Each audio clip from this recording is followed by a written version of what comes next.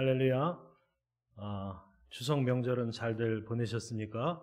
10월 7일 수요 예배를 하나님께 올려드리겠습니다.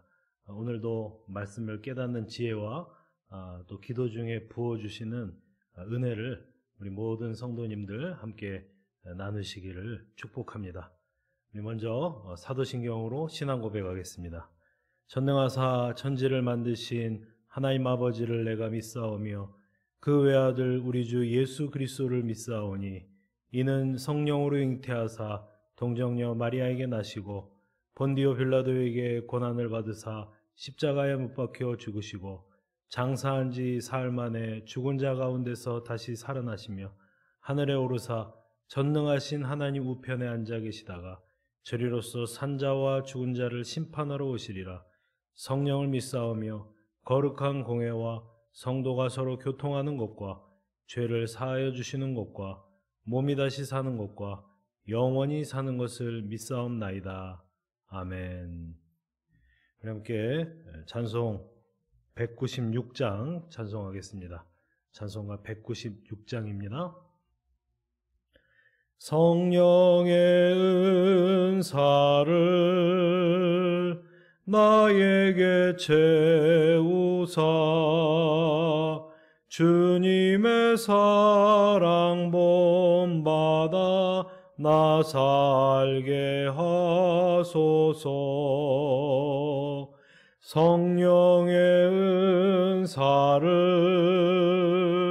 나에게 채우사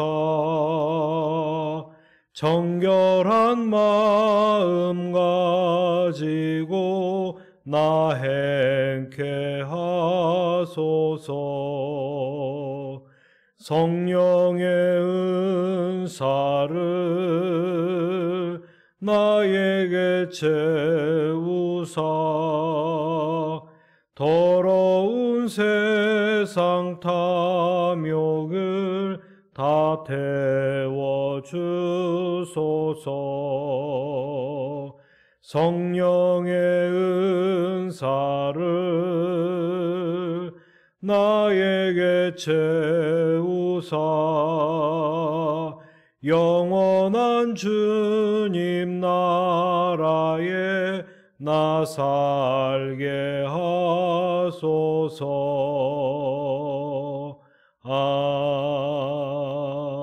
아멘. 오늘 하나님의 말씀 시편 1편 1절부터 6절까지 말씀입니다. 시편 1편 구약성경 제가 가진 성경으로 806쪽에 있습니다. 1절부터 마지막 6절까지 받들어 봉독하겠습니다.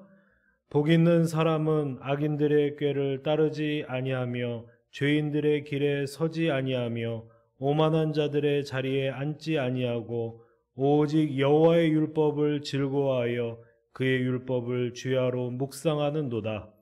그는 시냇가에 심은 나무가 철을 따라 열매를 맺으며 그 잎사귀가 마르지 아니함 같으니 그가 하는 모든 일이 다 형통하리로다. 악인들은 그렇지 아니하며 오직 바람에 나는 겨와 같도다. 그러므로 악인들은 심판을 견디지 못하며 죄인들이 의인들의 모임에 들지 못하리로다. 무릇 의인들의 길은 여호와께서 인정하시나 악인들의 길은 망하리로다. 아멘. 하나님의 말씀 복 있는 사람은 이란 제목으로 함께 나누겠습니다. 우리는 모두 복된 삶을 살기 원하죠. 모든 사람이 이 땅에서 복을 누리며 살기 원합니다. 그래서 새해가 되면 서로 새해 복 많이 받으세요 이렇게 덕담을 하며 인사를 하죠. 그런데 복이 무엇일까요? 진정한 복이란 무엇일까요? 그렇게 누구나 복된 삶을 살기 원하는데 정작 복이 무엇이냐 물으면은 모호합니다. 확실한 대답을 내놓기가 쉽지가 않죠. 또 복에 대한 관념이 복에 대한 저마다의 생각이 다 다르기 때문에 여러 사람을 물어보면 그 물어본 사람 숫자만큼의 복에 대한 해답이 나올지도 모르겠습니다. 여러분, 우리 옛 조상들은 이 복에 대해서 이야기할 때 오복을 얘기했죠. 5가지 복. 이 오복이 무엇입니까? 수와 부와 강령과 유호덕, 고종명, 이것을 오복이라고 불렀습니다. 수라는 것은 장수하는 것이죠. 오래 사는 것. 부는 부유하게 사는 것, 여유롭게 사는 것. 세 번째, 강령은 건강하고 편안하게 사는 것. 유호덕이라는 것은 덕이 있다는 것이죠. 많은 사람들이 나를 좋아하고 많은 사람들이 나를 높여주는 것, 유호덕. 고종명이란 죽을 때도 아무런 근심이나 마음에 맺힌 것이 없이 편안하게 자손들을 향해서 나는 간다 하고 가는 것, 그렇게 편안한 종말을 맞이하는 것을 고종명이라고 하죠. 이 수, 부, 강령, 유호독, 고종명, 공통적으로 공통적으로 찾아지는 것이 있죠. 그것이 무엇이냐? 이 땅에서 잘 되는 것, 이 땅에서 높아지고, 이 땅에서 대접받고, 이 땅에서 편안하게 잘 사는 것을 복이라고 생각합니다. 우리 머릿속의 관념도, 복에 대한 생각도 이 옛사람들의 관념과 크게 다르지 않은 것 같아요. 여러분, 명절에 형제들이 모이면 어떤 이야기 합니까? 복에 대해서 이야기하죠. 어떤 형제들이 어떤 복을 얼마만큼 받았느냐, 서로의 그 복을 비교하면서 각 가정마다 복 콘테스트, 복에 대한 경연전이 벌어지는 모습을 우리가 심심치 않게 보게 됩니다. 그래서 큰형네는 서울에 아파트를 샀는데 그 대출을 껴서라도 사기를 잘했어. 2, 3년 새에 그 아파트 값이 더블이 되었어. 막 그런 물질적으로 복받은 이야기를 하고요. 또 작은 누나네는 아이가 공부를 잘해가지고 이번에 수시로 합격을 했대. 명문대 합격을 했대. 복받았어. 아이들이 잘 됐어. 동생네는 이번에 회사에서 승진을 했는데 입사 동기들 수백 명 가운데 딱 한 명 승진했는데 동생이 승진했대. 잘했어. 복받았어. 그렇게 얘기를 하죠.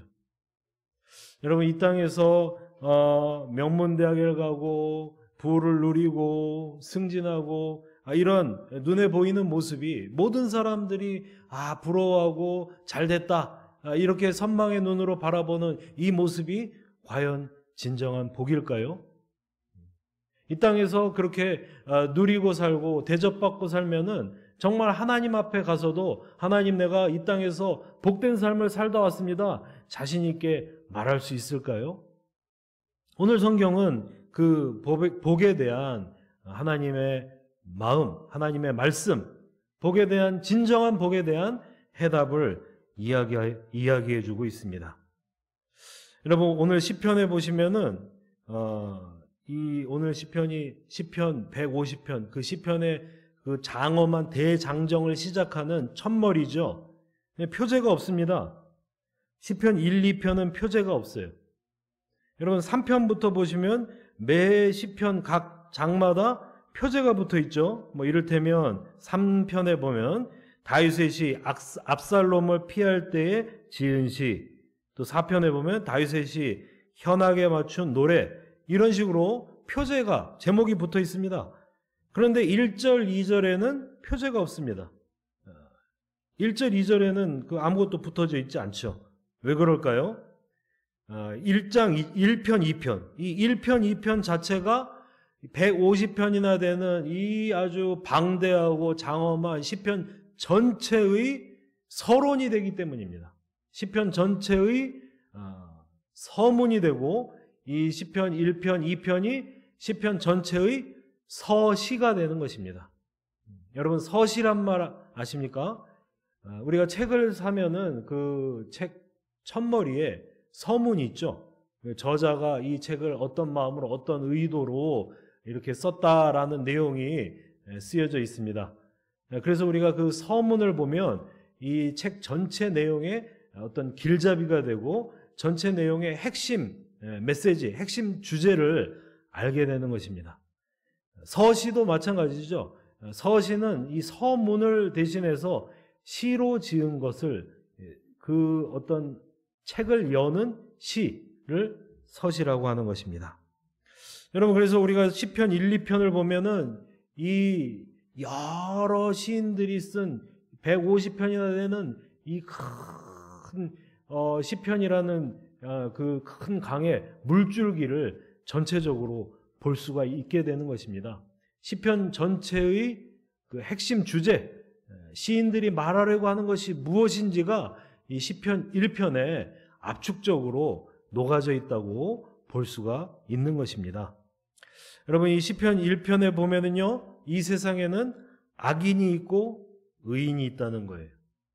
또한 악인의 길이 있고 의인의 길이 있다는 것입니다.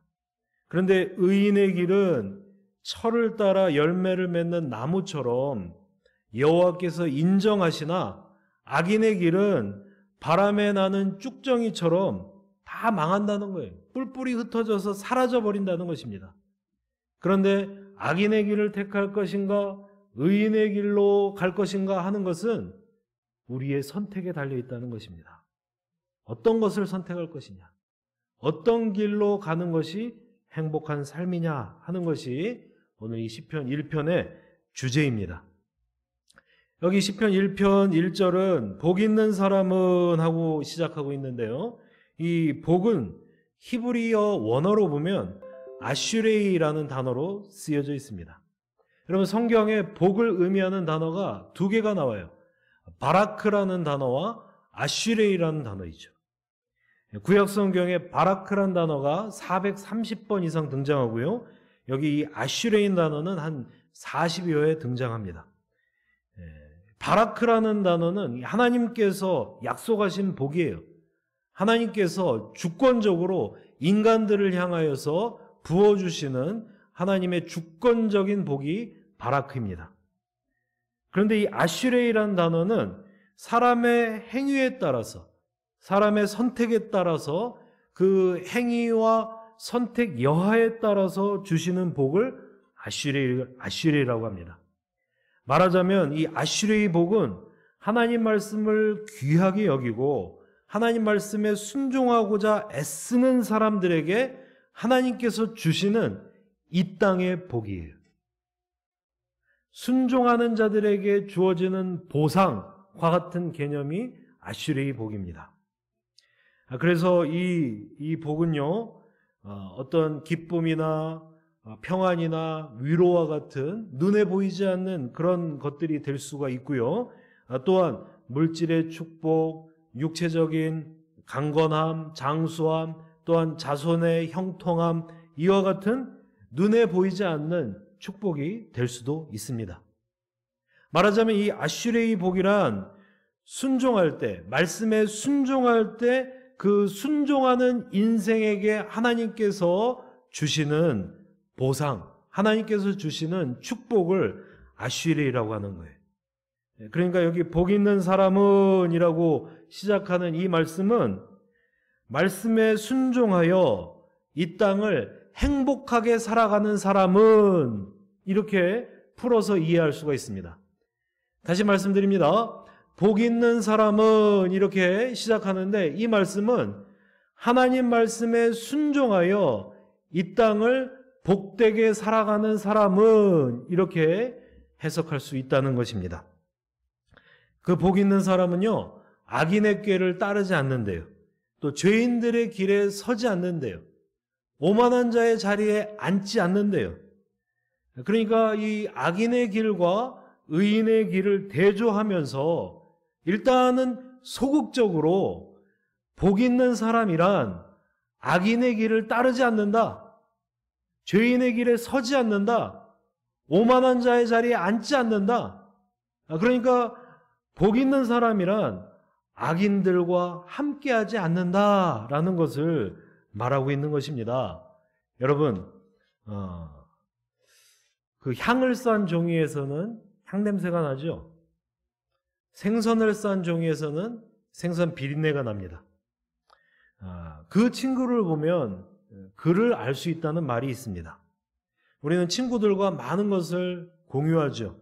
우리가 만나는 사람들, 우리가 사귀는 사람들, 많은 것을 공유하고 우리의 그 마음가짐이나 삶의 태도나 우리의 말씨, 우리가 말한 어떤 언어 생활, 이 모든 것들을 우리가 사귐을 갖는 친구들과 공유하게 됩니다. 그래서 누구를 만나느냐, 누구와 친구를 맺느냐가 매우 중요한 것입니다. 여러분, 복 있는 사람들은 악인들을 따르지 않는데요. 악인들과 어울리지 않는데요. 죄인들의 길에 서지 않는데요. 오만한 자의 자리에 앉지 않는데요. 여러분, 이 오만한 사람들, 죄인들, 악인들, 이게 이제 각각의 어떤 특징적인 어떤 부류의 사람으로 이렇게 특정 지을 수가 있는 게 아니고요.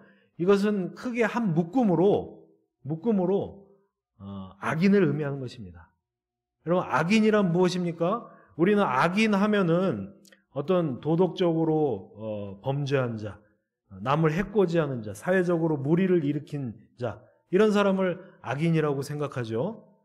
그런데 성경에서 말하는 악인이란, 물론 그런 사람들도 악인이지만 성경에서 말하는 악인이란 그거보다 훨씬 더 큰 범주입니다. 범위가 넓습니다. 성경에서 말하는 악인은 하나님의 뜻을 의도적으로 대적하는 사람, 하나님을 무시하는 사람, 하나님을 자기 인생에서 배제하는 사람, 이런 사람을 악인이라고 하는 것입니다. 여러분, 하나님을 배제하고 하나님의 뜻을 대적하고, 여러분, 이런 사람들이 이 세상에 많다는 것이죠. 여러분, 이 세상은 크게 보면은 악인과 의인으로, 하나님의 시선으로 보면 악인과 의인으로 나누어 볼 수가 있습니다. 악인이란 하나님의 뜻을 의도적으로 어떤 마음의 어떤 의도와 의지를 가지고 대적하고 불신하고 배제하는 사람, 그런 사람들과 함께해서는 안 된다는 것을 말하고 있습니다. 그런데 안타깝게도 세상에서는요, 이 악인들의 그 세력이 굉장히 강고하고 견고하고 아주 큰 세력을 가지고 있습니다. 그리고 이들은 화려하고 넓은 길을 가죠. 그래서 이들을 따르는 사람들이 아주 많이 있습니다. 그런데 이 세상의 어떤 세파, 세상의 시류를 따라서 그 악인들의 길로 휩쓸려 들어가지 않는 것, 이것만 해도 복 있는 사람이라는 것입니다. 이 사람들은 세속적인 방법으로 유혹합니다. 육신의 정욕과 안목의 정욕과 이생의 자랑으로 눈에 보이는 것, 귀에 들리는 것, 어떤 감각적인 쾌락을 쫓아서 사람들을 유혹하고 사람들을 그릇된 길로 가게 하는 것이죠. 여러분, 이 본문을 보면은요, 참 재미있는 것이, 여기 동사를 주목해서 보면은요, 처음에는 악인의 꾀를 쫓아갑니다. 다음에는 그 죄인의 길에 서게 되죠. 그 다음에는 오만한 자의 자리에 앉아버립니다. 쫓아가다가 서 있다가 주저앉아 버리는 것이죠. 그러니까 점점 깊어지고 점점 빠져드는 것이죠. 여러분, 이 국어 시간에 옛날에 문학적 표현법 가운데 점층법이라는 것 기억나십니까? 점층법이라는 거 배웠죠. 점점점 커진다, 점점점 빠져든다. 처음에는 그냥 쫓아가는 수준입니다. 사람들이 막 몰려드니까 뭐 구경 났나, 뭐 재미있는 것 있나, 그냥 이 악인들의 길을 쫓아가요. 구경꾼입니다. 그 다음에는 죄인들의 길에 서게 됩니다. 그 적극적인 가담자는 아닌데 그냥 단순 가담자로, 그 곁에서 어떤 조력자로 서게 되는 것입니다. 악을 행하는데 조력자가 되는 것이죠. 마지막에는 오만한 자의 자리에 그냥 앉게 됩니다. 주저앉아 버립니다. 이것은 적극적인 가담자, 적극적인 그 행위자로서의 성격을, 악을 행하는 자, 그러니까 판을 벌리는, 주도적으로 악을 행하는 자가 되어버리고 만다는 것입니다. 여러분, 이렇게 이 악에 빠진다는 것은 무서운 것입니다. 여러분, 악한 일의 실상이 이렇습니다. 바늘 도둑이 소도둑 된다고 하죠. 처음부터 악한 일을 그냥 덥석 하는 사람은 없습니다. 처음에는 조심스럽게 겁이 나서 조심스럽게 발을 디디게 되죠. 그러다가 겁이 나서 못하던 일들도 그 악한 자의 유혹에 빠져서 차츰차츰 하다 보면 점점 익숙해지고 점점 편안해지고 점점 대담해지고 점점 숙달이 되어서 본인도 모르는 사이에 악인이, 주도적인 악인이 되어버리고 마는 것입니다. 여러분, 혹시 악인의 꾀를 쫓고 계시진 않습니까? 죄인들의 길에 서 계시지는 않는지요? 여러분, 우리 삶에 세상 사람들과 결탁하여서 세상 사람들과 이렇게 하나가 되어서 하나님이 원하시지 않는 그런 어떤 삶의 모습이 있다면 과감하게 끊어내야 합니다. 그것이 복된 자의 삶입니다. 예를 들어서 말씀드리겠습니다. 제가 청년 사역을 오래 했는데요. 청년 사역을 하다 보면 대학생들이 처음에 이제 입학했을 때 술 문화에 대해서 아주 고민하고 목사님 어떻게 해야 돼요? 이렇게 조언을 구하는 경우가 많습니다. 제 경우는 대학 시절에 뭐 이렇게 술을 즐기는 생활을 하지 않았지만 제가 그 대학 신입생 때 보면은 제 주변의 친구들이 그렇게 하더라고요. 일부러 술을 막 배워보려고 노력합니다. 처음에 여러분 그 소주 같은 거 마시면은 맛이 없죠. 막 쓰고 막 떨고 막 숙취도 심하고 하나도 득될 것이 없습니다. 아주 맛이 없습니다. 그런데 선배들이 유혹합니다. 이런 것도 마실 줄 알아야 어른이 되는 거야. 이게 마치 어른의 어떤 상징이고 어른의 어떤 그 특권인 것처럼 그렇게 유혹을 하죠. 그리고 그 기나긴 수험생 시간 동안에 그 억눌렸던 욕구를 이 막 술을 먹는 것으로 막 분출하는 거예요. 일부러 막 술을 먹습니다.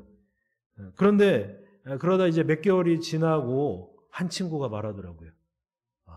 내가 드디어 술 맛을 알게 됐어. 이전까지는 이 술이 굉장히 쓰고 맛이 없었는데 어느 순간 이 소주가 달콤하다는 사실을 알게 됐어. 술은 아주 맛있는 거야. 그렇게 얘기를 하더라고요. 여러분, 이쯤 되면 이거는 끝나는 것입니다.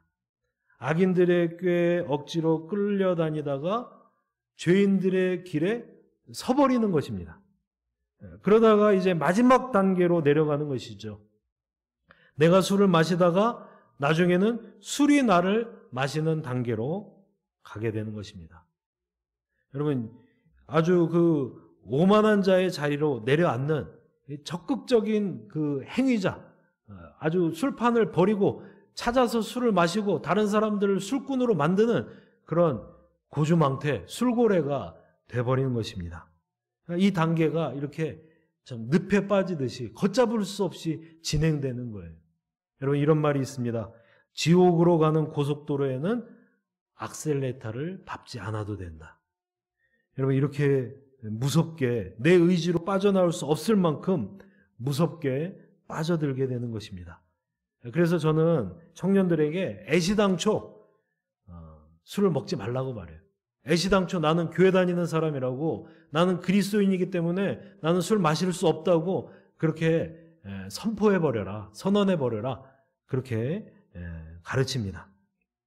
여러분, 어정쩡하게 말씀도 취하고 세상 재미도 취하고 이렇게 할 수가 없습니다.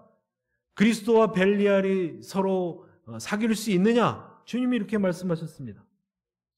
어차피 의인의 길이 따로 있고 악인의 길이 따로 있습니다. 의인의 길과 악인의 길이 중간에서 만날 수는 없습니다. 그 어느 것도 접점이 없습니다. 우리는 의인의 길을 택하여 그 길을 가야 됩니다. 악인의 길을 버려야 합니다. 성경에 이르기를 악은 그 어떤 모양이라도 버리라고 했습니다.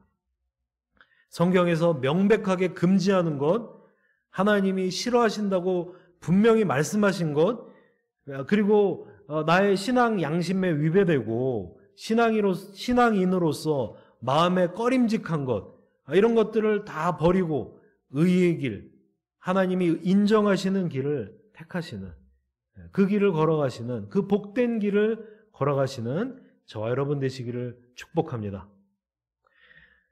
또 이에 대비해서, 이에 대조적으로 의인에 대하여 말하기를, 이전까지 악인에 대해서 말했다면 의인에 대해서 말하기를 2절에 오직 여호와의 율법을 즐거워하여 그의 율법을 주야로 묵상하는도다 했습니다.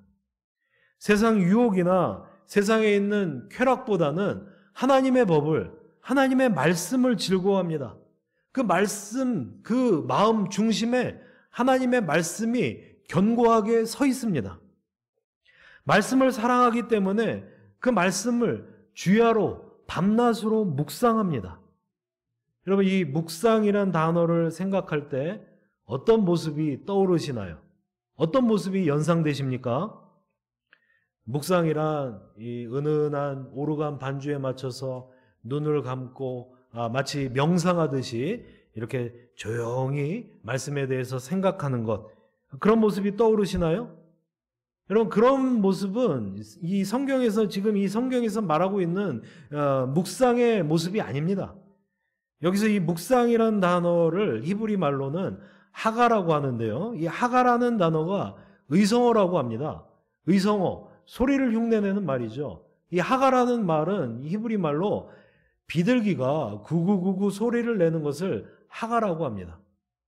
그러니까 이 묵상이라는 것은 그냥 조용히 눈을 감고 명상하듯이 기도하는 것이 묵상이 아니라 비둘기같이, 비둘기가 구구구구 하루 종일 소리를 내듯이 그 말씀을 내 입술에 두어서 소리를 내는 것, 말씀을 하루 종일 읊조리는 것을 묵상이라고 한다는 것입니다. 또 이 단어에는 이런 뜻이 있대요. 여러분, 늑대나 들개 같은 것, 그런 짐승들이 뼈다구를 하나 얻으면, 어떻게 운 좋게 큼지막한 뼈다구를 하나 얻으면 아주 좋아하죠. 그래서 그 뼈다귀를 하루 종일 물고 다니면서, 그것을 물고 여기저기 다니면서 하루 종일 그것을 물어뜯고, 그것을 맛보고, 그것을 핥고, 또 행여나 다른 짐승이 그 뼈다귀를 빼앗아 갈까봐 막 으르렁거립니다. 묵상이란 이렇게 짐승이 으르렁거리다라는 뜻이 있대요. 또한 초식동물이 그 먹은 것을 이렇게 되새김질하면서 하루 종일 씹어대는 것, 초식동물이 하루 종일 되새김질하며 곱씹는 것을 묵상이라고 한대요. 여러분, 묵상에는 이렇게 능동적이고 적극적인 의미가 있다는 거예요. 비둘기가 하루 종일 구구구구 소리를 내듯이 하나님의 말씀을 내 입술로 읊조리는 것, 또 짐승이, 들개가 뼈다귀를 하루 종일 물고 다니면서 물고 뜯고 맛보고 하는 것, 행여나 빼앗길까 봐 으르렁거리며 소리를 내는 것, 또 초식동물이 그 먹은 것을 하루 종일 되새김질하며 곱씹는 것, 이것이 바로 묵상이라는 것입니다. 여러분, 결국 복된 자의 삶이란 하나님의 말씀이 중심에 견고하게 서 있는 삶을 뜻합니다. 말씀을 귀하게 여기고 적극적이고 능동적으로 말씀을 찾는 삶, 밤이고 낮이고 간에 주의 말씀을 마음에 들고 그 말씀대로 살아가기 위하여 몸부림을 치는 삶, 이것이 바로 묵상하는 삶이라는 것이죠. 제가 사역을 하면서 많은 성도님들을 만나지 않았겠습니까? 근데 그 가운데는 이 신앙이 이렇게 지속적으로 성장하는 분이 있고요. 또 반면에 모태신앙이고 또 직분자임에도 불구하고 신앙이 참 안타깝게도 성장하지 못하고 이렇게 정체 내지는 퇴보하는 분들도 있습니다. 그런데 그 두 부류의 신앙인들의 그 차이가 어디서 드러나냐면요, 말씀을 대하는 태도에서 드러납니다. 여러분, 이 신앙이 성장하는 분들은요, 말씀을 사랑해요. 그렇게 말씀을 사랑합니다. 정말 들개가 뼈다귀를 물고 늘어지듯이 한 말씀이라도 놓치지 않으려고 막 애를 쓰고 적극적으로 말씀을 찾아서 듣고 성경 공부도 하고 개인적으로 성경 연구도 하고 그렇게 함으로 이제 진정 그 말씀을 자기 것으로 만들어내는 사람, 이런 사람들이 믿음의 놀라운 진보를 보이고 결국에는 성숙한 신앙인들이 되더라고요. 반면에 이 말씀을 경홀히 여기고 주일날 겨우 그냥 말씀 한번 듣는 거 그것마저도 기꺼이 여기지 않는 사람들은 그가 모태신앙이 됐건 어떤 배경이 있건 간에 결국에는 신앙이 정체하고 많은 것을 보았습니다.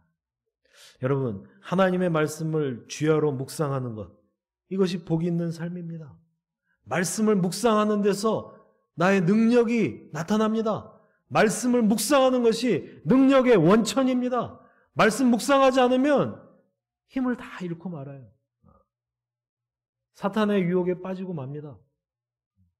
마스리는 소금이 되고 맙니다. 여러분, 이 차이가 바로 하나님의 말씀에 있습니다. 말씀을 주야로 묵상하는 것, 그런 행위와 그런 삶의 태도가 그 사람을, 그 한 사람의 신앙인을 어디다가 갖다 놓습니까? 여러분 3절입니다. 그는 시냇가에 심은 나무가 철을 따라 열매를 맺으며 잎사귀가 마르지 아니함 같으니 그가 하는 모든 일이 형통하리로다 했습니다. 여기 이 심은이란 단어는 원래 그 시냇가에 심겨진 이런 뜻입니다. 그러니까 어떤 능동적으로 자기가 가서 그냥 심은이 아니고요. 하나님께서 주권적으로 그 시냇가에 심어 놓으신 거예요. 우리는 이 말씀을 묵상하는 사람, 우리는 하나님께서 거기 심어 주신 것입니다. 하나님께서 심어 주신 거예요. 그러니까 하나님께서 주권적인 그 손으로 시냇가에 심겨진 나무는요, 말씀을 묵상하는 한 신앙인은요, 그 뿌리가 수원지와 맞닿아 있어요. 그러니까 매일매일 생명의 생수를 취하게 되는 것입니다. 여러분, 이렇게 매일매일 생명의 생수를 취하면 어떻게 됩니까? 철을 따라 열매 맺는데요. 철을 따라 열매를 맺으며 그 잎사귀가 마르지 않는데요. 여러분, 그의 삶에 열매가 있습니다. 여러분, 열매라는 것은 풍성하게 열리죠. 여러분, 그 가을에 대추 열린 거 보십시오. 풍성하게 열리죠. 열매는 이웃들과 나누는 것입니다. 나 혼자 다 독차지하는 것이 아닙니다. 그래서 그 말씀으로 인하여 자신의 삶만 부유해지고 자신의 삶만 풍성해지는 것이 아니라 그 이웃들과 그 풍성함을 함께 나누게 되는 것입니다. 이웃들과 그 풍성함을 나눔으로 말미암아 하나님께 영광 돌리게 되는 것입니다. 이것이 말씀 묵상하는 사람의 삶인 것이죠. 또한 그 잎사귀가 마르지 않는다고 했습니다. 말씀으로 인하여서 늘 얼굴에 환한 빛이 있습니다. 늘 얼굴에 생기가 있고 기쁨이 있고 활력이 있고 평안이 있습니다. 이것을 말씀을 묵상하는 자에게 주시는 축복인 것입니다. 여러분, 의인의 삶이 이러한 반면에 악인의 삶은 어떻습니까? 또 대조적으로 또 한 번 대조적으로 보여줍니다. 4절입니다. 악인들은 그렇지 아니함이며 오직 바람에 나는 겨와 같도다 했습니다.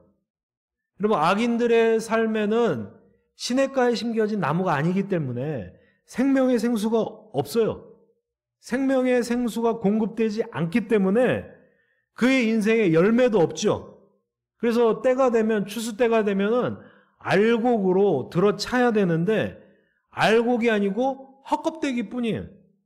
여러분, 그의 인생이 쭉정이가 된다는 것입니다. 쭉정이 인생이 된다는 거예요. 악인들의 결말은 쭉정이가 되고 만다. 오직 바람에 나는 겨와 같도다 했습니다.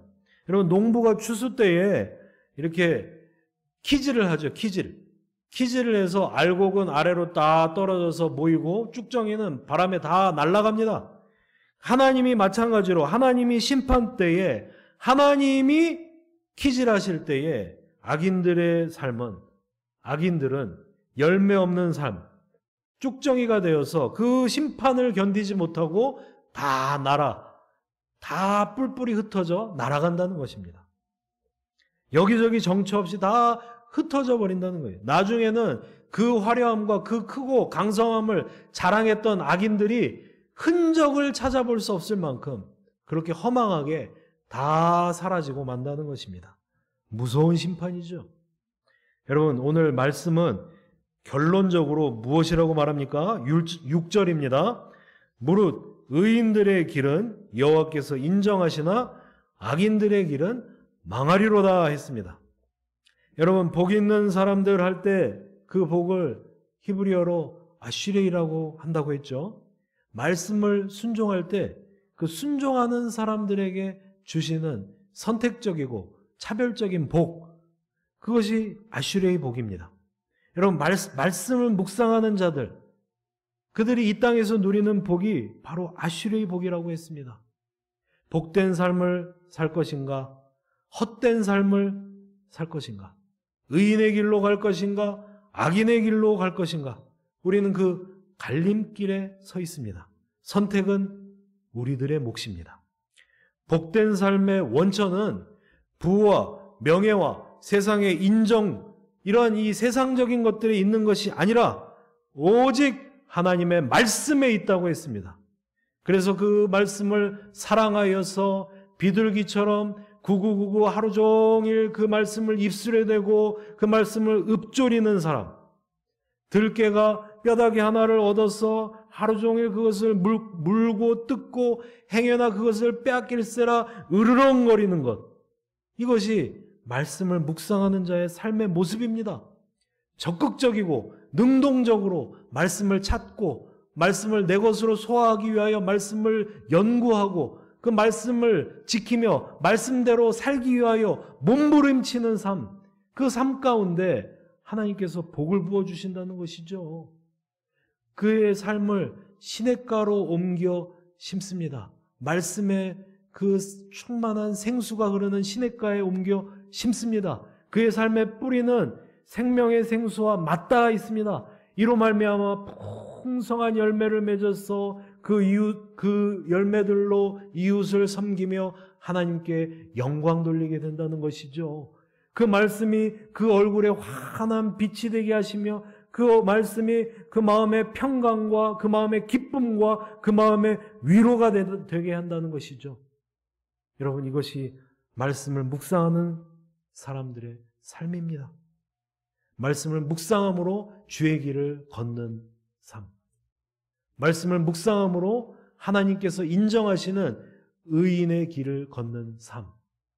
여러분, 우리가 남은 평생, 저와 여러분이 남은 평생 주의 말씀을 이 세상의 어떤 것보다, 이 세상의 부와 명예와 쾌락과 사람들의 인정과 이 세상 사람들이 좋다고 하는 그 어떤 것보다 말씀을 사랑하고 말씀을 의지하고 말씀을 묵상함으로 말미암아 정말 하나님께서 인정하시는 진정한 복을 누리시는, 그리고 그 복을 나의 자녀손들에게, 나의 이웃들에게, 우리 교회 식구들에게 다 나누어 줄 수 있는 저와 여러분 되시기를 주님의 이름으로 축원합니다.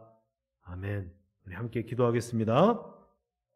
함께 기도할 때에 정말 이 주의 말씀을 내 마음에 두게 하소서. 주의 말씀을 또한 내 입술에 두게 하소서. 주의 말씀이 나의 삶을 지배하게 하소서. 주의 말씀으로 인하여 나의 삶이 시냇가에 심겨진 나무가 되게 하소서. 악인들의 길을 버리고 하나님이 인정하시는 진정한 의의 길만 걷는 우리들이 되게 하여 주시옵소서. 그렇게 우리 다 같이 기도하겠습니다.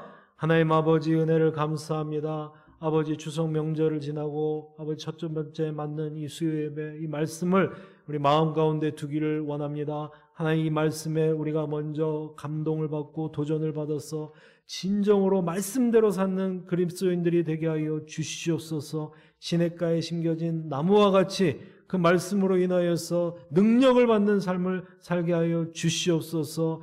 우리의 삶이 행여나 죄인들의, 악인들의 꾀를 쫓지 아니하고 죄인들의 길에 서지 아니하고 오만한 자의 자리에 앉지 아니하고, 하나님, 그 정말 세상이 말하는 그 세상이 크고 화려하고 세상이 이것이 옳다고 주장하는 그 사탕 발린 유혹에 아버지, 우리가 빠져들지 아니하도록 우리의 삶을 지켜 주시옵소서.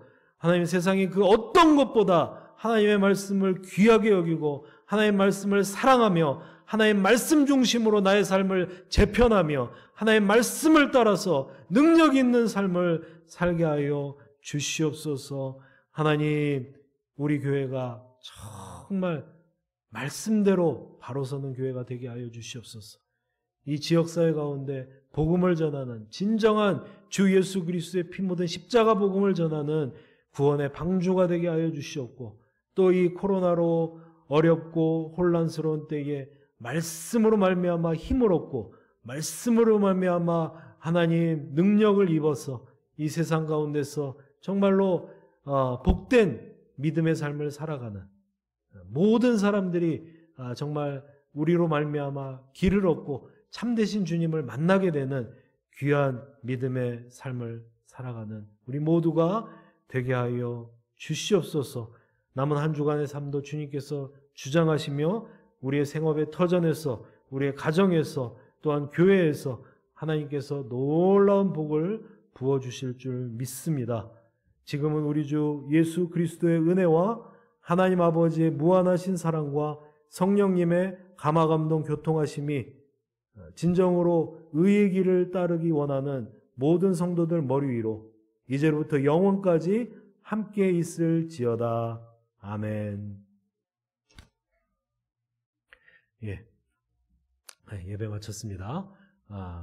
이제 한 주간의 삶 살아갈 때에 하나님의 말씀 의지하시면서 말씀을 더욱 귀히 여기시면서 또 말씀을 통하여 위로와 힘을 얻으시면서 그렇게 살아가시는 우리 모두가 되시기를 축복합니다. 감사합니다.